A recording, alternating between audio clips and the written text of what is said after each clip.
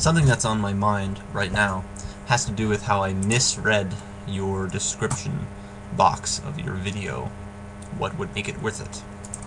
And that's probably a good thing, because I don't really have an answer for how good would life have to be in the future to justify how crappy it was in the past. I think I would have to sit around for hours thinking about that to get like even a partially satisfactory answer. Anyway, how I misread it was how crappy would life had to have been to justify the now. And that, I think, is something interesting to talk about, because we have, I guess, precedent for it. There's the saying that comes to mind, that food always tastes better after a hard day's work. And I think it's true. Lately I listened to one of the Amazing Atheists videos, with his latest interview with Howard Bloom. And it's talked about this interesting story about how they had two groups of college girls. I think it was college girls, and the experiment was that one group of the girls, half of them, would be directly sent to some student club, some sorority group, or something like that, and like they had like whatever, a room and whatever, and like absolutely nothing to do, just like whatever they're in, and whatever, it's just some group, and there's nothing to do there. So it's just some empty group with empty other than having a bunch of girls in it. And the other group of girls had to do these excruciating challenges and stuff. Like normally you would have to do some sort of challenge or rite of passage to enter one of these college groups. And these people were like pushed to the edge just to get in. And by the end, they were sent right back to the same group. And now the same kind of group, like some empty club room, nothing to do, and whatever. The first group of girls like said like, "What the heck is this?" And like they just left the group. Like there was no point. The second group stayed in, and like they stayed in. Like this was something serious, and it was the same worthless group. And the only reason that it was so valuable to the second group is because they had to go through crap to get there. Now my question is, why aren't we asking it the other way around? Why aren't we thinking of how crappy would the life we had lived would have had to have been for the now to be worthwhile? And I think it makes a lot more sense as a question. We often hear about, like when you're used to something, it's just like whatever, blah.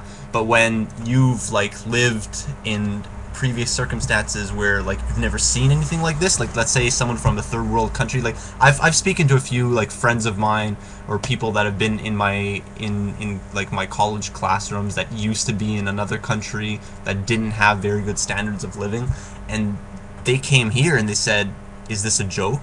Like, what the heck? What is this? Like, I never knew about this stuff. This is like unreal. How the heck can other people be living like this, and back in our country we live like crap?"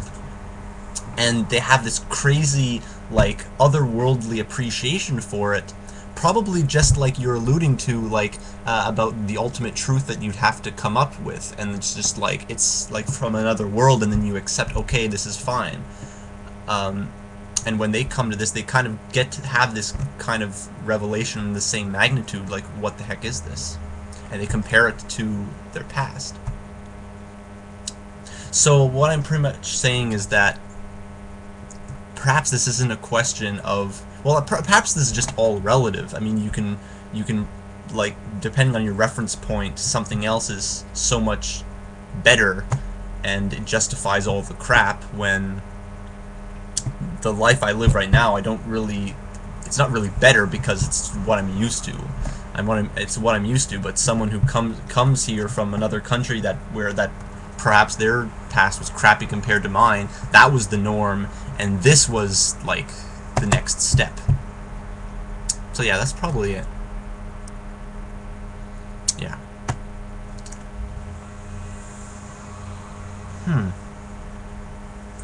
About that thing about the guy that committed suicide, I find that odd. I mean, things like that. I mean, I often have think too much about the past and whatever. Maybe it's not too much. Maybe it's good to think about it. But I don't know. I guess a lot of times when I think about stuff like that, I end up feeling that the kind of thought processes that I'm having, it's just nonsense. Um, like like that about feeling guilty, feeling not worthy. Um, in the end, isn't he just supporting? I mean, I know obviously he's not an anti-Semite. He's not like supporting the Nazi mentality. But in the end, by committing suicide, isn't he just furthering their cause? I mean, I don't know. This is very weird. I mean, to have been persecuted, and then to have escaped persecution, and then to finish yourself off because you're not happy that you survived. I don't know. You have to have paved your way through a whole lot of weird ways of thinking in order to reach that and to not find any problem with it, I guess. Whatever, that was an incomplete thought. And I'll end this video there.